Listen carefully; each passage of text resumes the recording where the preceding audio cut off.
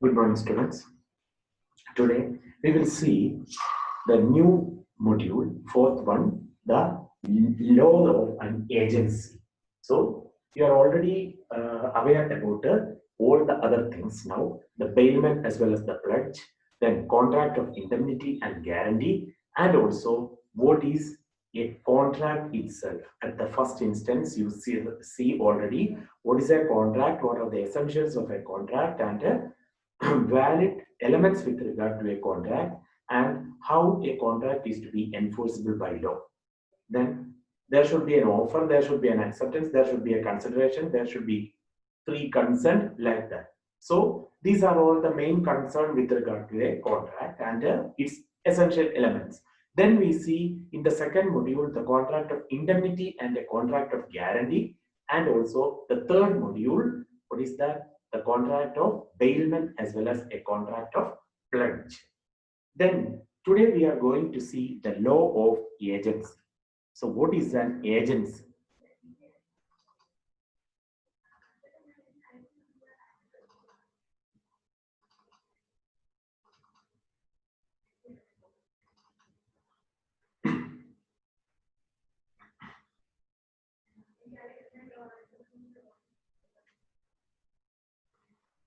So what are the things with regard to here?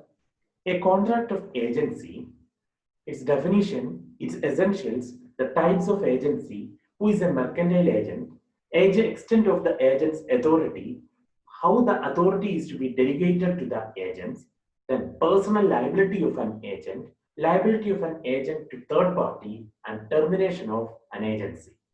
So these are the things with regard to law of agency. So law of agency, under that these are the things, or these are the essential requirements with regard to a law of agency. So who is an agent or what is an agency? We'll check that one now. A successful businessman may have to enter into hundreds of contracts every day at different places.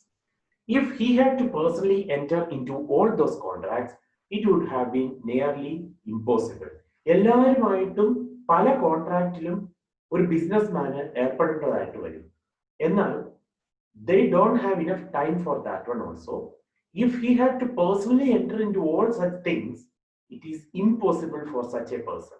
So in such situations, anyone can appoint an agent to enter into the contracts for him.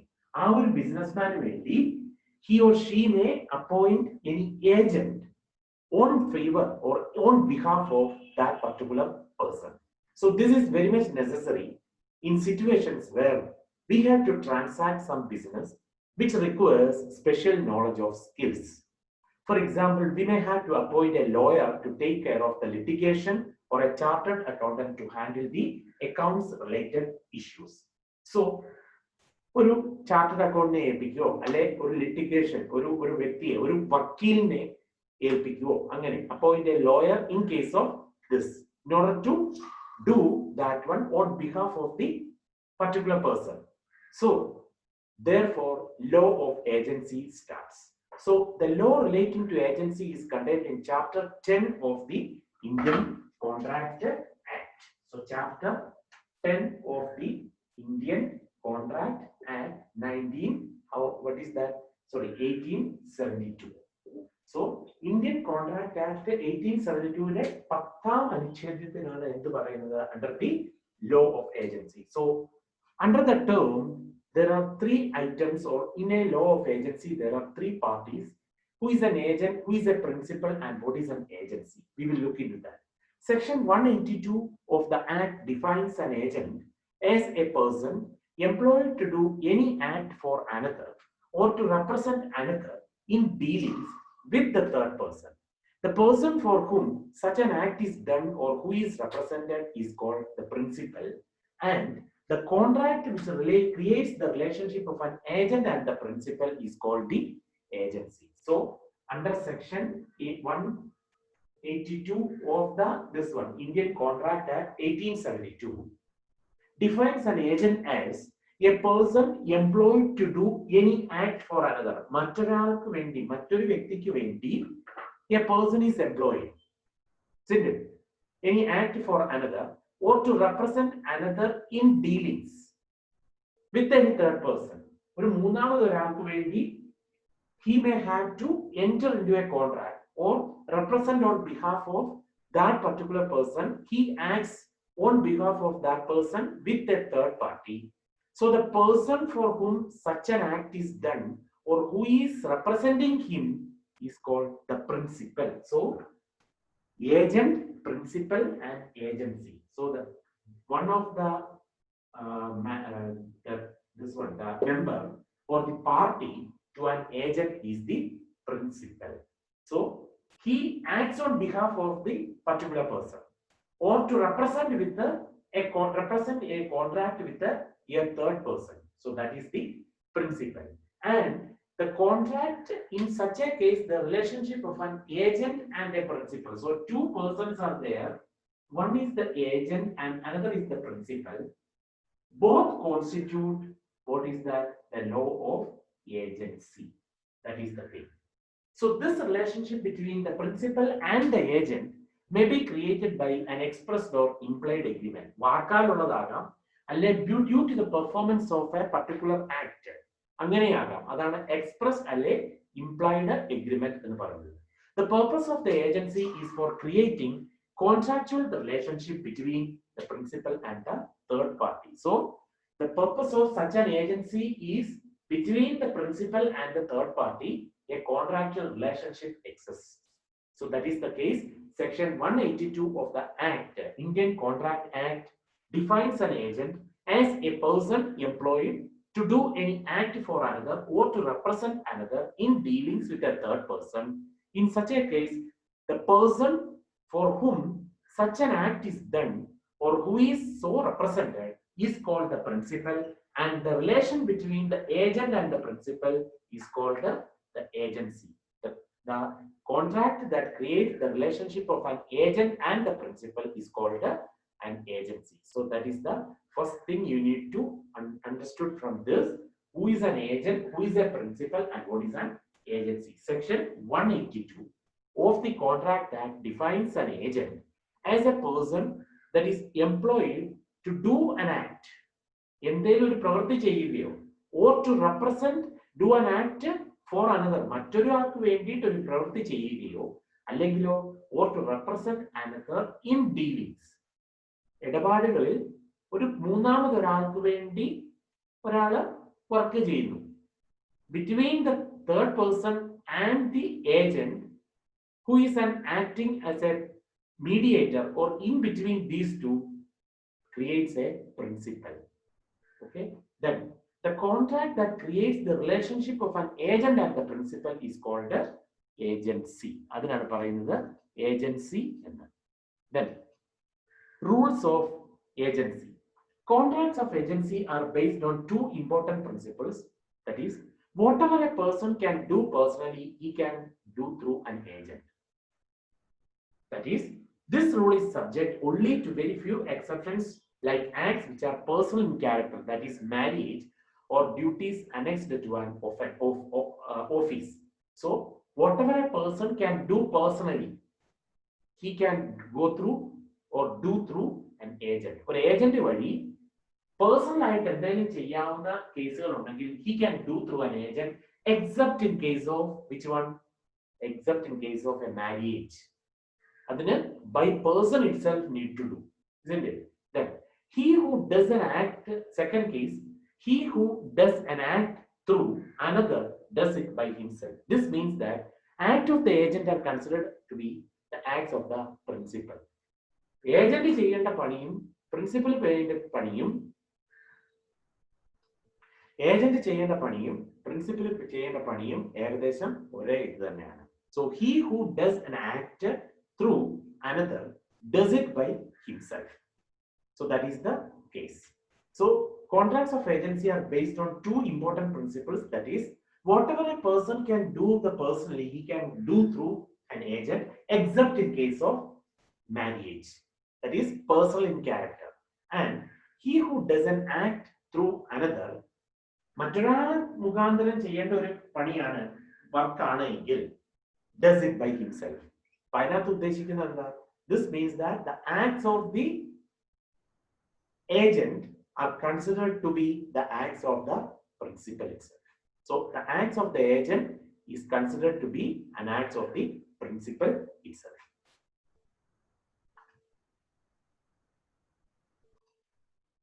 So in continuation with that, essentials of an agency. So in case of the first module, second module and third module, whatever is the thing you are studying, there should be some essentials or the valid constraints with regard to or valid thing with regard to the items. Means if a contract is there, valid essential thing is there, or essential elements of an contract is there, then essential elements of bailment is there, essential elements of pledge is there, indemnity is there, guarantee is there, like the same essentials of an agency.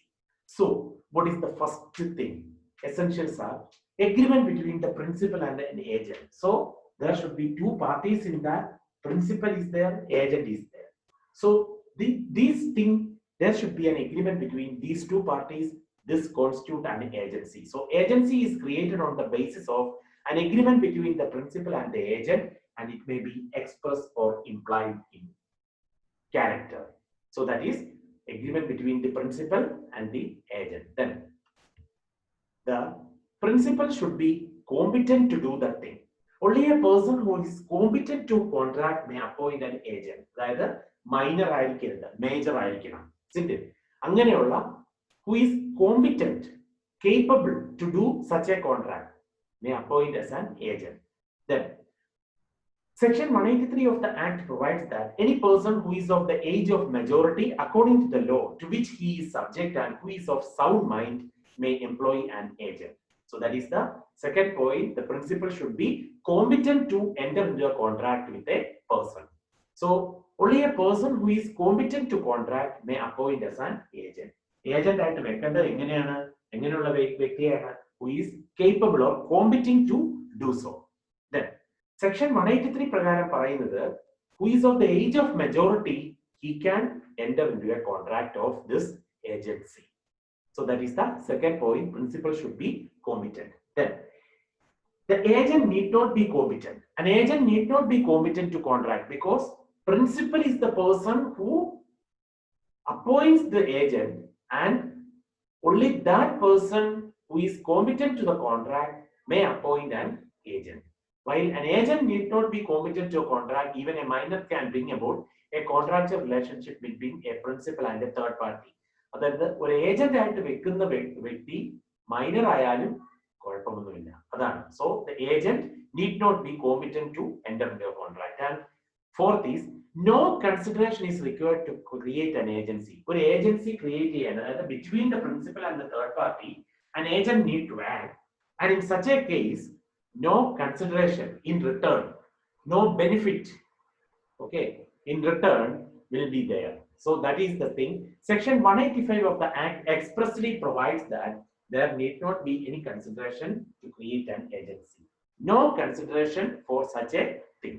Adana ordered. So essentials of an agency are agreement between the principal and the agent to enter into a contract. It may be expressed or implied. Then principal should be competent to enter into a contract as an agent, with an agent.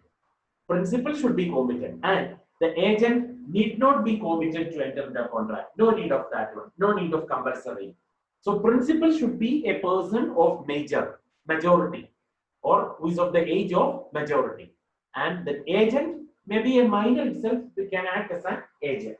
And also no consideration in between the principal and the third party. Or in order to create an agency, there should not be any consideration.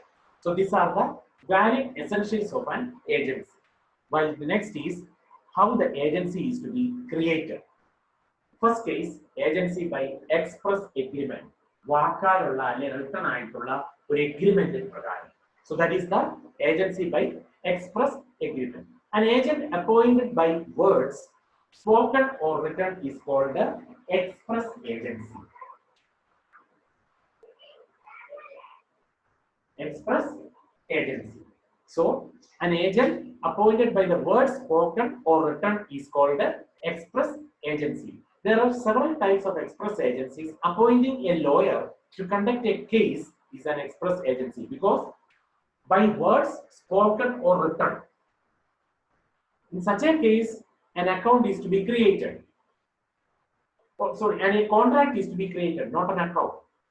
So in such a case, an agent is appointed by words spoken or written. It is called express agency. For example, a lawyer is to be appointed. That is on the case of express agency. But the most usual form of express agency is through a written contract called the power of attorney. Power of attorney കൊടുത്തുകൊണ്ട് ഒരാളെ വെക്കുന്നു. Okay, that is the most example for this one, the law or agency by express agreement. So that is the case. An agent appointed by the word spoken or written is called the which one express agency. Several types of express agencies are there. Examples are appointing a lawyer to conduct a case is an express agency.